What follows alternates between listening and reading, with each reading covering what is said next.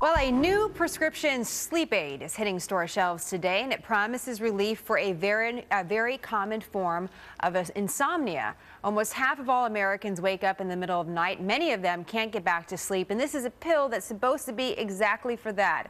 Dr. Ernest Patti is a senior attending physician of emergency medicine at St. Barnabas Hospital. So, Dr. Patti, nice to have you back with us, by the way. Thank you, Jennifer, for having me. Let's talk about this sleeping aid. Intermezzo is the name, and it's specifically for 4 hours of sleep. So you wake up at midnight, you can't get back to sleep, you could take this pill and get a couple more hours. What do you think about it? Right, well, it's for the middle of the night insomniacs, which is a real specific group of sufferers of insomnia. You know, every new pill that comes out on the market, you know, it has to be tried and true before we can actually say that that's the, you know, the great relief for these people. But you know, there are other remedies that people have been trying for years that may help in addition to that. Like what? Well, some of the home remedies that Grandma used to tell you about really do help people with sleep. And some of them, I've actually brought some of them for you. I know you like the props, but we have some milk. You need to have warm milk before you go to bed. Okay. Sometimes chamomile tea. Right. Grandma was big on that. She was big on that. Malt drinks. This is a malt drink which you mix with the milk, and it really does help you go to sleep. And you also need to be comfortable, so teddy bear represents comfort.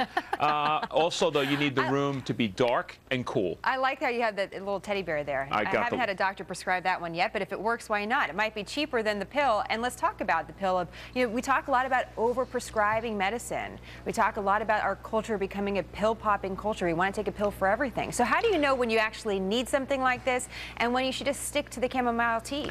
Well, the problem with this whole thing is you need to have a serious discussion with your doctor, because in today's society, we're a society of sleep deprivation, right, Jenna? 24 hours, everything.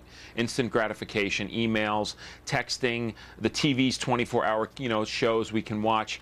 People forget when they go to bed, the bed is for sleeping generally, and you're not supposed to bring your work into the bed with you. Some of these people may do well on medication, but the problem is I think sleep medications have been overprescribed, and there are other reasons for sleep disorders, such as sleep apnea, prostate issues in men, hormonal and menopausal issues with women.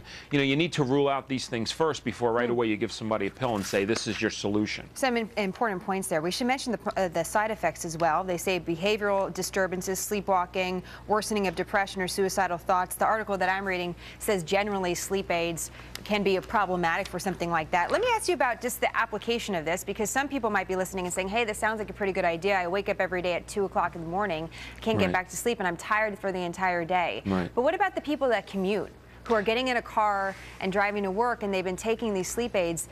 How concerned should they be about their motor skills? They should be very concerned, especially, which was commented in the article about Intermezzo. They found that people were impaired slightly using the medication in their driving ability once they woke up. So they recommended that people wait, I believe, 3 to 4 hours before they start driving to work, and then the incidence of that side effect decreases.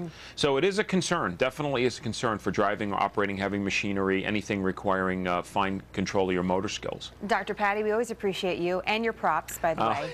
Thank you so much for having me. Happy holidays. Always appreciate having you, and happy holidays to you too, sir. And viewers might want to know it's the same active ingredient as in Ambien. That's the same thing, just a 4-hour dose, I guess. But it's different than taking half an Ambien. Okay. So you don't want to just think that that's what you're doing. It is a different prescription. And didn't you spend years waking up at 2 in the morning? Oh, yes. I might. You never know. It can happen again. But then you rolled out of bed and came to work. Sleep deprivation is very serious, and the side effects of sleep deprivation, I mean, for any of you who have worked really crazy hours, I mean, you just want some sleep. So you can understand why people would like the sleeping pill, but, you know, there's some things to consider. I'll try the chamomile tea. Yeah, why not?